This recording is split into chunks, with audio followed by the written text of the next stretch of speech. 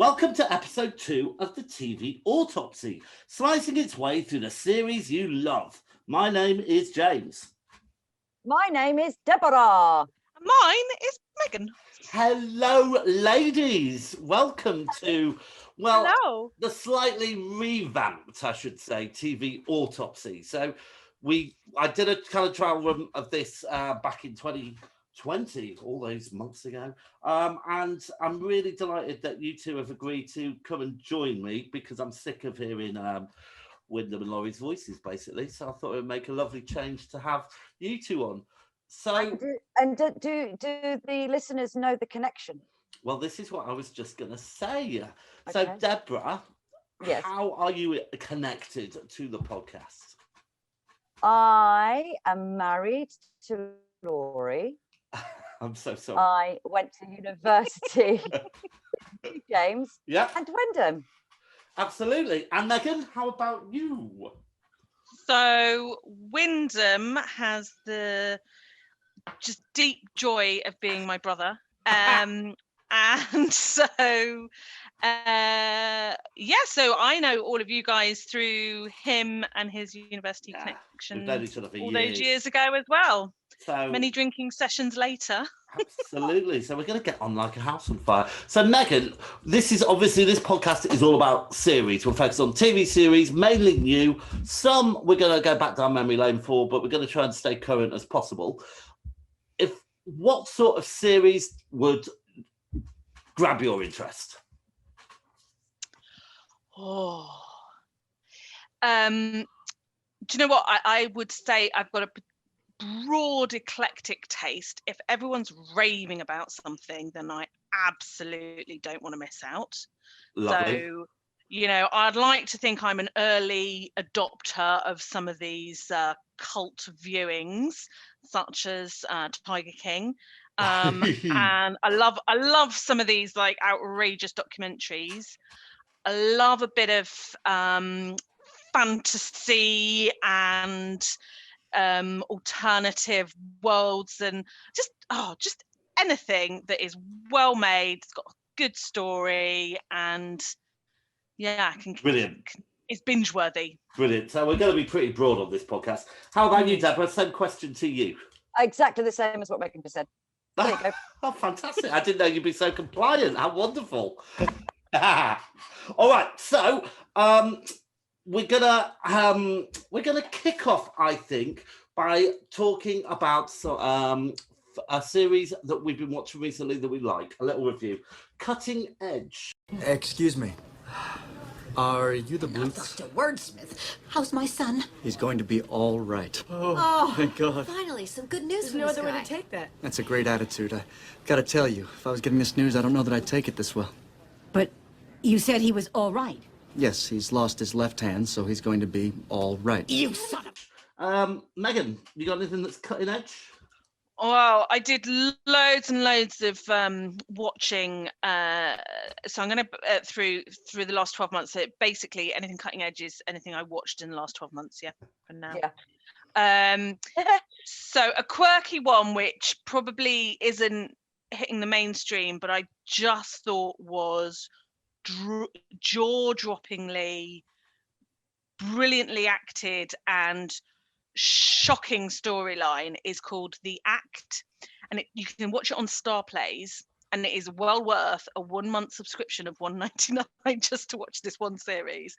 And it's about a mother and daughter where the daughter has so many things wrong with her. She's really very, very poorly, and then it all becomes to unravel as a story during the series, and it's a Munchausen by proxy situation. Oh, wow. And Right. it is So just to explain, because we're all going, oh yes, we know what that means. So Munchausen by proxy is when the parent kind of makes out that the child is ill when they're not, basically. or makes them ill by giving them the drugs, or Like convincing in everyone Sixth else. Sense, the woman and that child in Sixth Sense. Yes. Yeah, and it is, and the mother gets murdered Ooh. All right, no more And spoilers. No, It's not a spoiler. It's not a spoiler. It's not Oh, a spoiler. okay.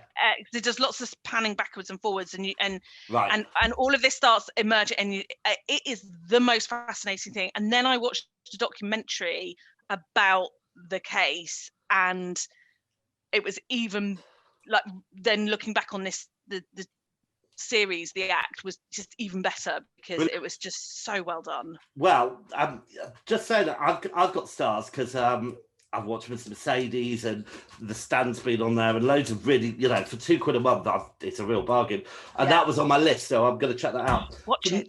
I will. For me, it's a two series thing called Nosferatu, I read the book by Joe Hill, who's Stephen King's son, and it's all about this guy called Charlie Manx, who's he basically steals the souls and life force of children by putting them in the back of his 1930s Rolls-Royce Wraith, and drives them to a place in his mind called Christmasland.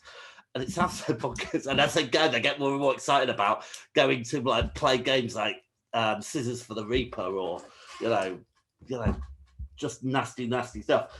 And I've loved the book, and then I was obsessed with watching the series, and it's not out over here yet, and I couldn't find it anywhere. But I was able to. It came out on DVD, both seasons, which kind of encapsulate the whole story, and I just loved. I soaked that up in about 3 evenings. I was watching like 7 hours a night. Couldn't stop. And how many episodes are there? So there's 20 in total. So Wow, season 1 and season 2. Season 1's about the protagonist who basically has a power to create a bridge which helps her find lost things. And so the first part is all about her as a child, and the second part is about her as an adult, and it's just great. And is there any relation to Nosferatu, the film? No, except this guy Charlie Manx has a vampiric quality, and they saw the humour of him calling his car. The number plate is NOS 482, which again, for the whole book, as I was reading this book, I read it as NOS 482 and had no idea it was actually Nosferatu, because I am that stupid. Okay. Good old stupid James. Good old stupid me. All right, so let's move on to Flatliners.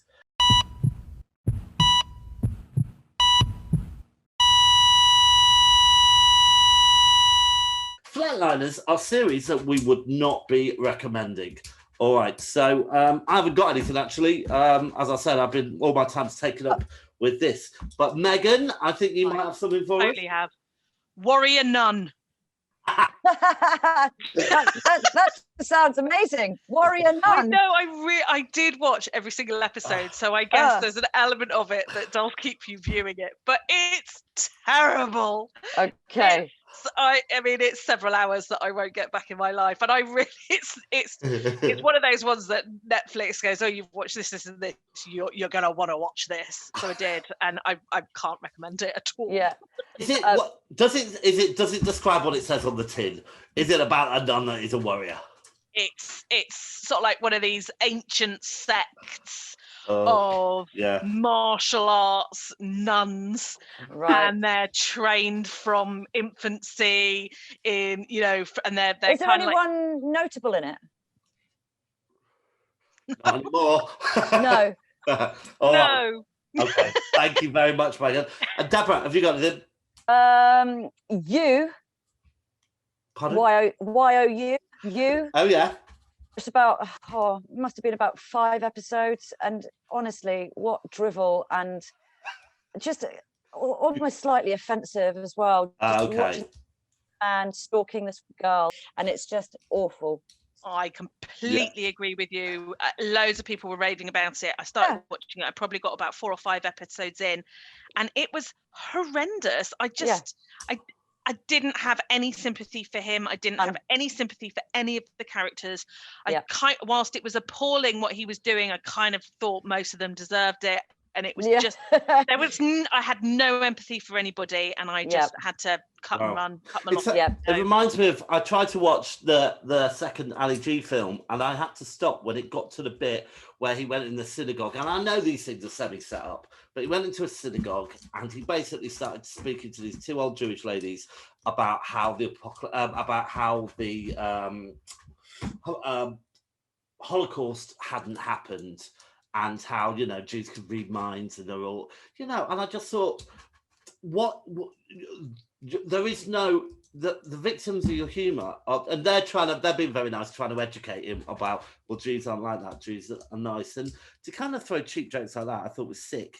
And I just think sometimes people really miss the point, and if you're going to put somebody through a difficult time in a series, you've got to think about the wider picture, I think, and, you know, how it might affect people, because I'm all up for humor and I'm all up for, you know, bad jokes, all that kind of stuff, but it's about, you know, who it becomes a focus of, really. Yeah. Flatliner.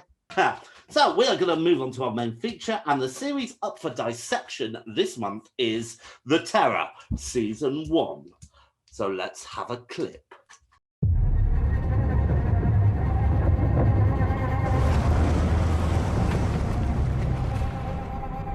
You must wonder what we're doing here in your part of the world.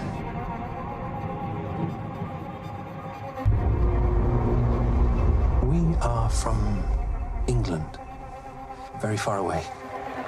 We've come here to find a way through to China and India. Now is our moment to stride to our glory and to our destiny.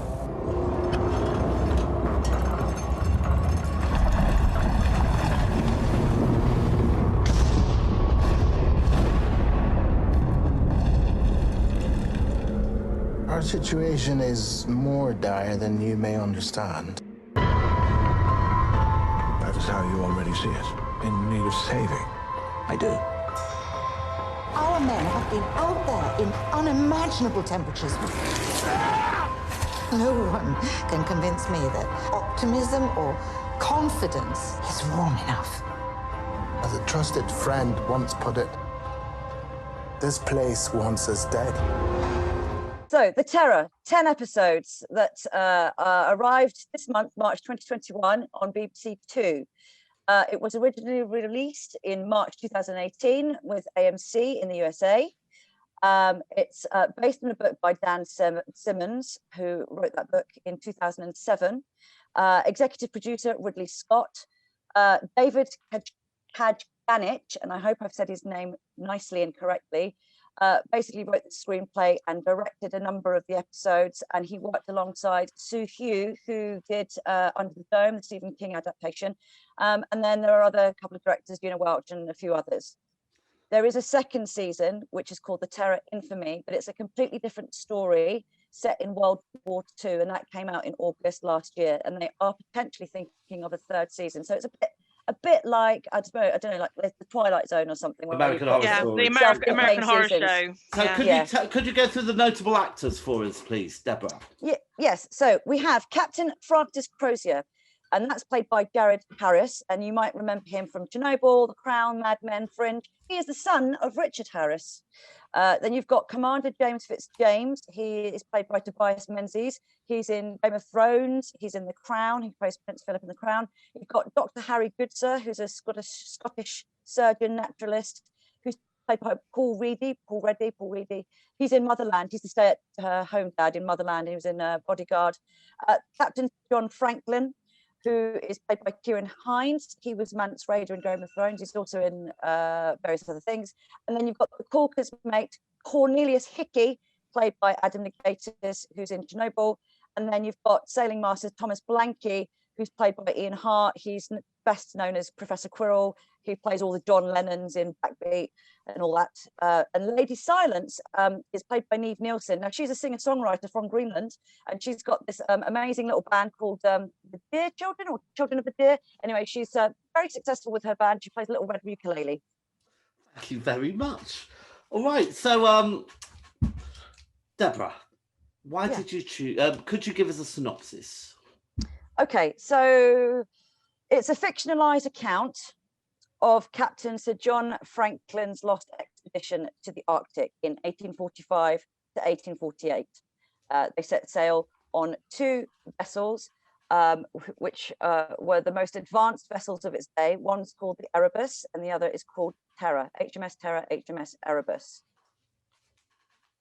That's kind of it in a. It's about what happened. Yeah, what happened to that expedition. So, yeah. Megan, what did you think? First thoughts? So, very first thoughts were, oh, this isn't my kind of thing. Okay. And I absolutely loved it.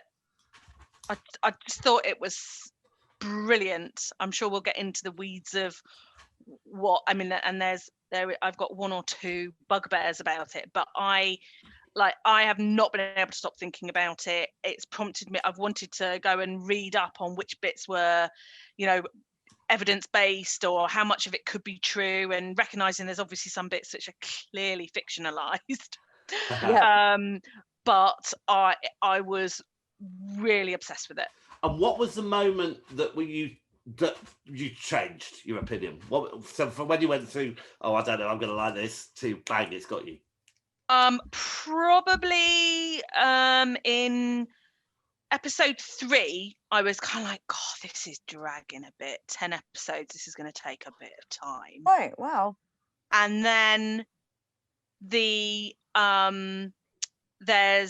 some kind of monster, or there's some kind of dark force out there that is attacking and picking people off, etc. And I'm just thinking something interesting's got to happen, and there's a major, I don't know how many, are we giving a few spoilers on this? We are, yeah. We can't review the series without doing spoilers, so yeah. So okay, so I'm there going, something needs to happen, and lo and behold, old polar bear King Kong turns up and delivers Sir John a gruesomely grisly death at the rat trap. We'll get on to that in a minute. I mean, I'm kind well, I was hooked at that point.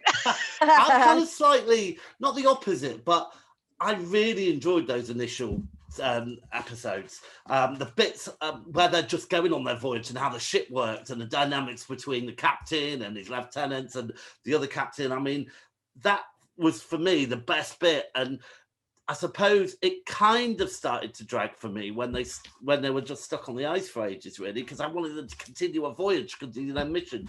But that's interesting. Deborah, how about you? That's that exasperation, isn't it? I loved it. I thought it was great. I thought it was pretty much set for me straight away. You got pretty much the idea that this is all about about bleak, foreboding, menace, atmospheric. That you are watching the dynamics and relationships and the shallow politics that goes on between captain and subordinates, and the sort of the way that you've got Crozier being the sort of more cautious kind of seaman who's attempting to persuade Franklin to abandon the mission because it's being too dangerous. But obviously Franklin wants to, he's had a blemished career, and he wants to go off in his retirement, and he's, as being the one that's found the Northwest Passage. And of course, he seemed to be the guy that's very well liked, but very little respected. Crozier seemed to be very kind of dour. And you sort of see the divisions and you see the relationships, and there's so much going on in terms of what's happening between the two. And then you get this added layer, this added supernatural layer that would it be a different film without the Tunbak, which is this kind of, for me, was an abominable snowman, kind of yeti, polar bear, kind of supernatural thing. But I think it's also a metaphor for the environment being a very hostile, very dangerous, very menacing as well, murderous, fearful. I think, it's got this double layer of reality and what must it have been like. This actually happened in terms of the reality of 129 people went on these 2 boats and vanished in the Arctic after several winters of -50 degrees centigrade. this is, you know, what would we have done in that situation? We kind of can resonate a little bit in terms of lockdown and what we've had our own personal experiences of cabin fever. But that reality is there. You know, what happened? Was there botulism? Was there cannibalism? You know, was there lead poisoning? There is evidence around all of those things. All right. Well, we'll come back to that in a bit. One of the things that kind of struck for me was there were kind of three kind of main areas in this series. We had the bit on the boat, and then the bit when they were in the frozen area, and a bit where they were trying to, you know, get home, land. Yeah. get on land. And design-wise, I thought the boat worked brilliantly. I was, you know, completely engaged, especially when they were at sea, and obviously when they were at land and on the tents. But I don't know, but when they were on the frozen waters and the frozen ice, it just looked to me a bit like a Doctor Who set, and I couldn't get away from how fake the ice looked. It didn't even feel CGI. I thought CGI. It felt like it was on a set to me. Yeah. And that was a real shame. Felt like they could pick up the ice blocks as polystyrene and like throw them around. And for me, that was a real shame because I thought the rest of it, the location work looked brilliant. My number one bugbear on it, and I don't know if either of you have, but I've been in the Arctic Circle, not as far north as they went, but I've been in the Arctic Circle and they were nowhere near cold enough. I just didn't get the feel that they were, that there wasn't the breath or the absolute, I can't move my fingers because it's so cold. And sometimes they were quite bare, weren't they? I think, so they filmed it in Budapest. And it was the set that Ridley Scott used, the special effects and digital stuff that Ridley Scott used in The Martian was used here. And they also filmed it on the island of Pag in Croatia. And of course, there was, you know, the temperatures weren't quite right. Now, the Budapest ones, they could say, actually, the set was cold enough when we were filming because you could see our breath. But actually, when you do watch it back, you can see this is a bit CGI. I think for me, the CGI at the end, the Tumbak at the end, was a bit of a shame because it was kind of, it did feel, you know, if I'm being picky, it did feel like it was an animated, you know, an animation where, you know, the fear should have been there for us because this thing was going to rip everyone to shreds, and it did. Whereas I think I felt more fearful of the men and what they were up to, what Hickey was up to. That's where my real fear is. Do you think, just because obviously Ridley Scott was heavily involved in this process, and I couldn't help watching it thinking, is this Alien in 1900s? Well, he's a man who knows his way around a crap ship, housing a monster, keen to pick off its crew one by one. Yeah, and there's nothing wrong with that. He did have no, not at all. But you know, you can't watch it without thinking, oh, it is Alien under a different kind of. But I think it would be it needed that layer. It needed something because to Megan's point earlier, it would be a different film if it was just looking at the mental health and the relationships and what was going on between the men over 10 episodes. And I think it's a good, useful device. It's a tangible visual device that if I'm using the Tumbak as a metaphor for the environment, this bleak, menacing, hostile, dangerous environment, that's a visual representation of that. That device is used in lots of things, like in Game of Thrones, for example, where you've got all this infighting, all this relationship and politics and things going on. But the actual bigger picture is the winter is coming, and it's the supernatural layer of the White Walkers that are coming along to take over. And in fact, George R.R. Martin said at first, you know, I'm just going to make it that it's going to be like this deep freeze that everyone is scared of, this like winter is coming thing. But actually, he then added the White Walkers in to make the supernatural element, makes us all fearful. And I think this device works here. You know, as Megan said, when it came in episode 3, when it started stalking the ship, that's this other thing, other thing. Apart from this infighting going on, there's something out there that's pretty scary. So I want to take us back to the main characters, really, and Megan. How did those main characters on the ship and their partnerships back home in England work out for you? I thought really well, actually. I thought there was a handful. There was a small number where we got a bit of the backstory from London. So Sir John, Francis Crozier, and James Fitzjames. Yeah. Yes. We got bits of them. Lady Jane, Sir John's wife, who, when I then read up about it, it was really quite And material. I really in liked it. her. I thought she was great as a character, as an actor, the lot. Yeah, and she was responsible for the fact that they had Neptune the dog on ship and the monkey. They were gifted by her. So she's kind of there's bits of her throughout, even though she clearly wasn't on the expedition. I really liked the character development. And I think that the main ones for me was Crozier. I thought his character arc was excellent. You developed a real deep respect. Well, I developed a really deep respect. You couldn't help but love him as a captain. You wanted him to win. He was a risk assessor, which is excellent in my view. Yeah. But there is a point, isn't there, though, where you felt you move away from him slightly when he obviously falls foul to alcoholism, and it's the point where he's doing the lashings and he's keep going on at lashing at Hickey, and you're thinking, hang on a minute, we're going a bit too far here, and what are we meant to feel here? We're meant to feel, okay, you know. Yeah, I'll tell you what I felt there, because I thought I loved all the portrayals of all the characters except for Hickey. I thought his really.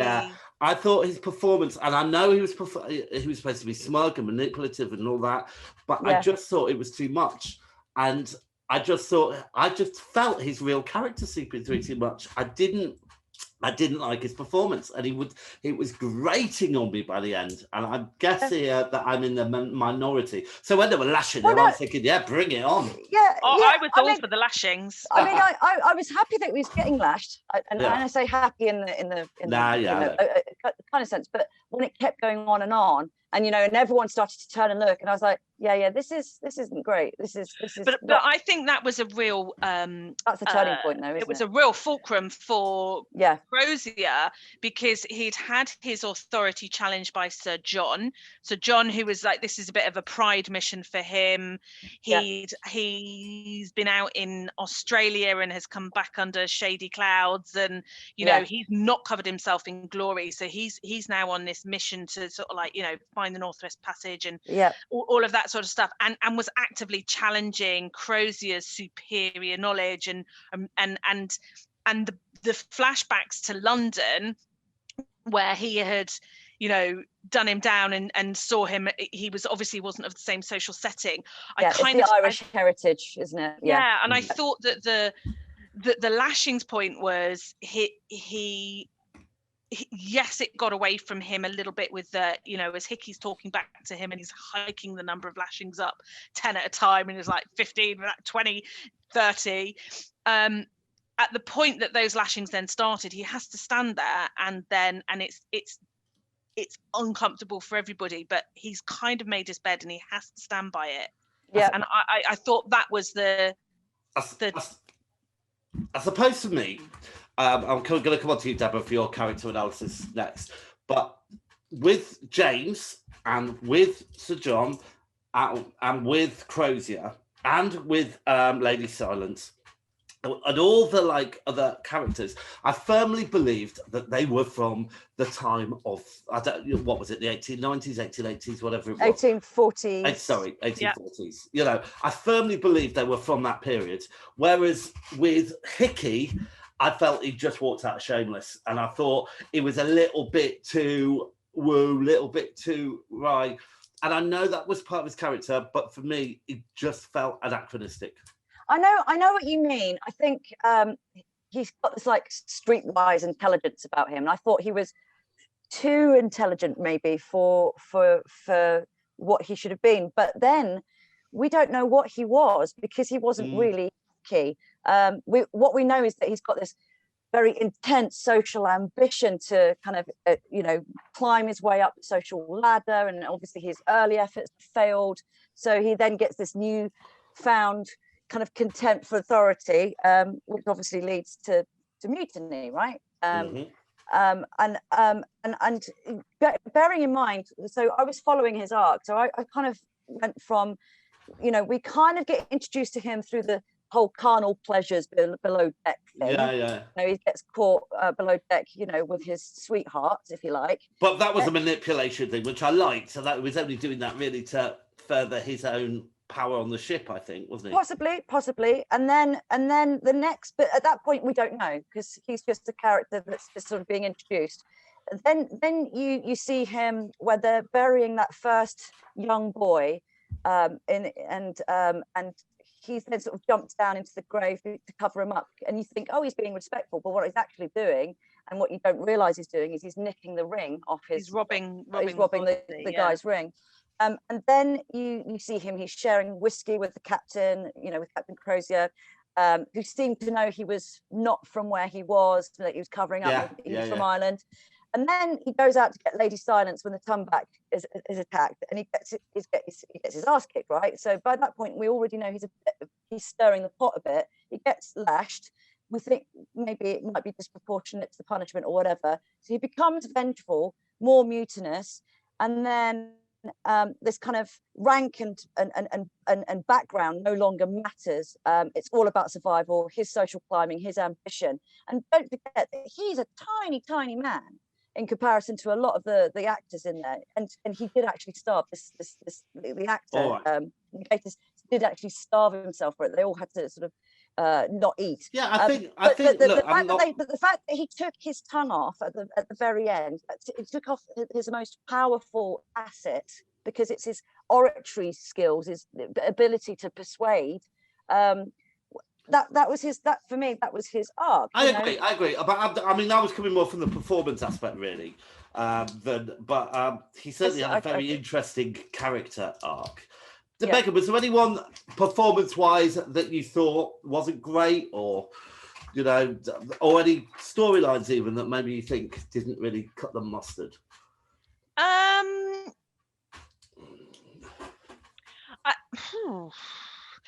I think that there were a couple of bits that I would have wanted to know a bit more, and I don't know whether things ended up on the cutting room floor or not. I think Harry Goodsir, I would have liked to have known a little bit more about his backstory, because he was probably the crew member that was just the most. Was he the one that ended up being the doctor? He was the non-surgeon. Oh, he was wonderful. He was just gentle, so excellent. And at the end, when he's just like, eat my feet. Yeah. And I was like, what have I missed? What have I missed? And then ultimate sacrifice. And I'm just like, oh my goodness. So he was brilliant. And actually his in the 1980s, they went and there was an expedition that brought some bodies back, and they analysed and did some autopsies, and they reckon that one of those bodies was Goodsir. Yeah. Was he missing like chunks of his arm and stuff? so what they found ships in 2016 and 2000. Tell you what, we'll talk about the factual stuff at the end. Okay, all right. Because I don't want to get mixed up with the TV. I know. But, the one bit he was wonderful. He was wonderful. He really was gentle, moral, empathetic, bumbling, and when he was offering to pull the boat, and get involved and try, and he fell over. It was just an all-round good egg, wasn't he? The bit that kind of clunked a little bit, and I didn't see it coming, and even once it happened, I didn't retrospectively see how it quite got there, was the ship surgeon kicking off at the carnival. Right, I think it was the surgeon, wasn't it? When he doused himself. The GP, the doctor sort of thing. The ship surgeon. Yeah, and he set fire to himself. And I was like, oh, where did that come from? I believe that came from when Goodsir went up to him and said, you know, we're doomed. We've been eating Yes, this yeah, I agree, yeah. lead. We're poisoned. Ah. What are we going to do about it? And he's like, oh, leave it with me. And he obviously went away thinking, Yeah. there's no way out of this. I mean, We're all dead. I couldn't help thinking, right, that tent is not going to keep you guys warm. You just put up a tent. I have to say, it was very intricate for what they... Yeah, well, that kind of lost me as well. I mean, they've been The looking carnival. tent up, yeah. Not one woman in sight, but Right, now, actually, Deborah, that brings me on to my next question. Yeah. Right, in terms of female contribution and the characters Yeah. that we had Yeah. Lady Silence, Lady Jane, and I can't remember the name of the other one. The Yes. Do you niece or think they something, were wasn't it? well served? Do you think they added to the story? Well, I suppose there's always a need to have two genders. I mean, are we allowed to even say that anymore? Yeah, At least two genders. it needed some female input, and that was fine. You know, ultimately we are watching a story about 129 crew men. I liked Lady Jane. My only regret is that we didn't see a bit more of her. I thought she was going to be leading. I thought she was going to be on the boat going to rescue her husband at one point. Well, she did. I mean, she did fund a number of it, didn't she? She raised a lot of money But that kind of fizzled out, and we'll come in back to the facts film, in the Yeah, series it did, yeah. But what about, all right, Deborah, what about Lady Silence? Was she, I mean, did she add a lot, or was she just functionary? I mean, either of you chip in. No, I mean, you know, yeah, I think it's she's definitely not functionary. She was representative of the Inuit culture of the culture. people. Yeah, Yep. Inuit. That's right, isn't it? For Inuit, the Inuit culture. You know, yes, she was there representing. You also got you know, with her relationship that she had with both Goodsir and Crozier, you got an idea that she cared about their welfare. But without her and the death of her father, there wouldn't have been this whatever spirit that. Yeah. Interestingly, I didn't ever really get the impression that she cared that much. I think she wanted to. She was representative of the desire for the Inuits to get rid of them. They'd effectively invaded. They had scared off all the game. I took the Tumbuk to be the sort of like spiritual protector of not just the environment but the Inuit people. And that even though it wasn't quite clear, by the end of it I was like, there's definitely a link between Lady Silence and the Tumbuk. And I thought she was crucial to sort of like have various, not just the Crozier and Goodsir, but all of the characters. I think had it been a male Inuit, it wouldn't have had the same. Yeah, and it was a great link between that and the Tumbuk and stuff like that. I wish she went and searched for the keys properly at the end rather than just hacking his hand off. Yeah. You know, it's like the keys are over there. Or she could have tried a bit longer with the stone. I mean, the Tumbuk was dead. There was no like immediate threat. She could have spent a good half hour trying to get that off first. Yeah, and but I think that, you know, the relationship that she built with both Goodsir and Crozier, whilst I think you're right, Megan, you know, the whole protecting you know, bugger off kind of thing. She went to Crozier, didn't she, pretty much first, and didn't really care about anybody else, and saved him, took him home. Okay, so this brings us. Can I just say, in terms of performance value, I thought they all acted really, really well, but I was really impressed with Ian Hart, who played Thomas Blanky. Now, for ages, I thought he was John Sims for ages because of the hair. Blanky? What? So he was the one who lost his leg and who ended up being on the. Yeah, he was. I thought he was so excellent. He was very good. Yeah, Professor Quirrell. Yeah. I mean, it was a really good, refreshing cast of all ages and stuff like that. I mean, I really loved Sir John. Yeah, you know, you could really see his pomposity. I like Sir John. Yeah, fallibility. And my God, was that a shock? Well, because when you want, when you put someone in the credits at the start as well, you're thinking, Yeah. oh, well, He didn't last many episodes, did he? God. I didn't expect him to And go his in face episode went, 3. was going down. All right, Yeah. so has anyone got any problems with the series or any unanswered questions, things that they didn't really delve into enough? I mean, my only problem, really, my biggest problem, was I felt that I understood why the captain stayed with the Inuits, but did he not have a duty to go back and tell us? Now, I've discussed this with Laurie. So this is my take is the captain goes down with his ship, right? And he didn't. So if he was to go home, he would have to face the In music. fairness, I don't know if he could have got down with it because it was frozen in the ice. But so that there would be some kind of hearing, investigation. How come you've survived? No one else has. He would have to go home and face the music. His career would be over. Unlikely that he would want to go on another expedition anyway after this experience, but unlikely he'd ever be employed again. He knew that his love would have moved on, married, gone somewhere else. So he knew that was nothing, not there for him anymore. He's been there for 2 years before this. All right, well, you've justified that. The rescuers came along. I'm completely agree with all of that. I quite liked that little. I thought that was ending. It was a lovely ending, really, for the whole. He's become the environment, hasn't he? He's got into the wild environment. So is there anything that you were unhappy with, or before we are moving on to our big 5? Yeah, they weren't cold enough. Weren't cold enough. Yeah, they really upset me all the way through. It was sets for me. The set. So sometimes their fingers were exposed, their heads were exposed, and you would be doing that rather than in those temperatures. I've been in -20. It would have gone to -40 at least at times. Yep.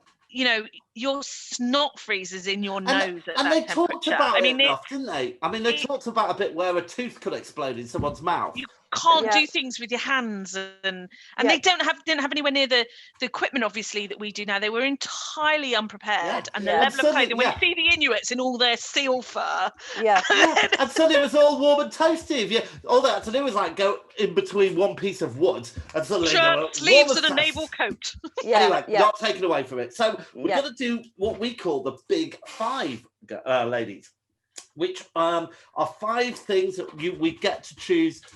Each of us what we think are. It will make sense as we go along. So the first one is the performance of the series, and I am going to choose. I'm going to choose Sir John because I just thought he nailed that pomposity. And I've already just said that all, but I really liked his performance. And I wasn't in it a lot, but for me, he was up there. Megan.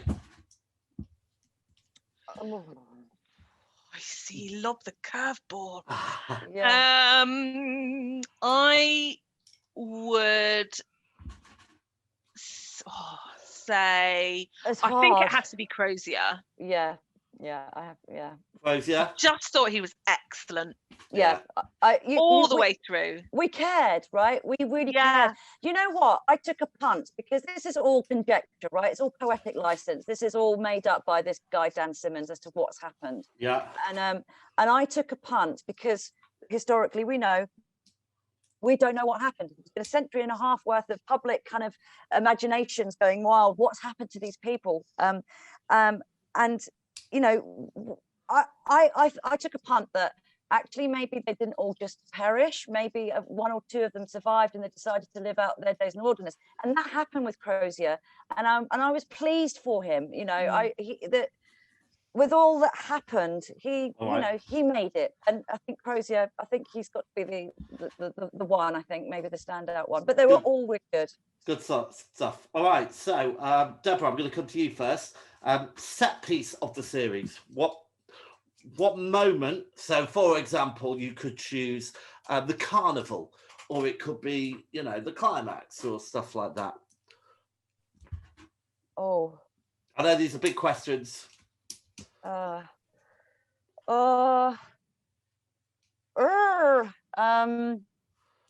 I can do mine while you're thinking. Yeah. So I'm going to go with, just because it had one of the best lines in the whole thing, Yeah. and I think it would have been like maybe as early as episode 2, but when the first group strike out with the boat, they're trekking to leave a message at the cairn. Yes. And it's the first time there's an attack by the Turnbuck, so it comes out of the blue. And so I'm going to pick that one only because the line there, one of the guys, it starts hailing, and the hailstones are the size of I don't know what sort of ball size. They're bigger than baseballs. I mean, they were massive. And the guy just goes, he says, and that's what I was just thinking, what we needed, more ice. Brilliant. I suppose for me, I'm gonna say, oh gosh, I'm gonna give my story to the bit at the end where our wonderful wannabe doctor sacrifices himself for the good. Yeah, I was going to say that. Like, good. So it was such a good thing to do. It's like, yeah, come on, don't eat the feet, don't eat the feet. Excellent. And I really enjoyed there were 2 bits that I enjoyed, which were quite intense. The bit where Thomas Blanky, that's Professor Quirrell, who's sitting answering James Fitzjames questions about what did he think about Sir John and what happened on the expedition and how did that all go. And I think that's where his performance stood out for me. It was like, you're amazing, describing what happened and how you discussed the mental health of what happened and how they were all about to murder Sir John. But then they were saved, and that was the end of that expedition. And then the other bit was when I suppose the secrets of James Fitzjames, his mask slipped, he'd been going around and being sarcastic and being pretty undermining to Crozier, and they'd become friends, and he told him how his background and how he came to be where he is, and that he's just a complete fake. And that hug and that was, and then sending Blanky away with his forks all around his body. Come on then, come and eat me. It's not going to be a pleasant eat because you're going to be full of forks. Brilliant. All right, so Fuck you. The stupid factor, the suspension of disbelief. All right, for me, I think I think it was when we saw a bit too much. I think it was when the Turnbuck put the legs and the body together. I just thought, that's a bit... Oh, yes. He did what? What did he do? So there was a man's legs and a man's top half, wasn't there? And he was there was a chap just stood on the deck, like leaning against the side. But it was a different man's legs. And it was it was two Is that what it was? Yeah. And I just thought, I think that's a little step too far, no matter how clever this creature is. Come on. Oh, I didn't realise that. Oh, yeah, that's a bit silly. How about you, Deborah? Megan, either of you? Yeah, the way that he was animated at the end, it was just a bit too cartoon. Although he had very pretty eyes, but yeah. So, special effect. What did you like the most? Anything? I'll tell you what I liked. I really liked her igloo. I really did. Not a euphemism. Well, I just thought, but I always thought an igloo had a little hole on the top which let the smoke out, but maybe not. No. Any effects that you think worked? I thought it had a good soundscape as well. I think it was almost imperceptible, but when you did kind of hear it, it was sort of quite abstract music, Stockhausen in places. Yeah. All right. Megan, anything?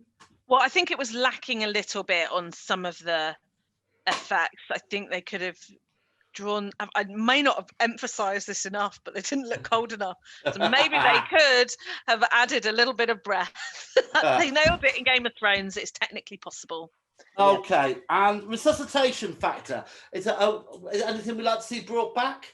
Would we like to see the further adventures of Captain Crozier as he settles into his Inuit lifestyle? No, I don't think that's appropriate, and I don't think it's needed. I think Lady Jane's further voyages, trying to find the Northwest Passage with her trusty female psychics. I would like to have known what happened to Lady Silence, and I would like to have known what happened to Devoe, who she walked past after the carnage. We don't talk about what happened to Lady Silence. Oh, okay. I mean, that was made very clear by everybody. Sorry, where is she? We don't talk about it. Yeah. It's what we do. What we do, Need if you to understand. accept it now. All right. Accept it. Okay, before we score it, have you got any final thoughts and comments that you'd like to share? So, more than 30 bodies were found on King William Island, and most are still buried there. Although 2 were returned, Lieutenant John Irving was identified through personal effects, and he was buried in Dean Cemetery in Edinburgh in 1881. And I visited that cemetery. Second body was thought to be another lieutenant. He was interred at Greenwich Old Naval College, but in 2009, they moved him and they did a facial reconstruction that they carried out, produced a very close match of one of those very old photographs. They're called the daguerreotypes. And they realized it was Henry Goodsir.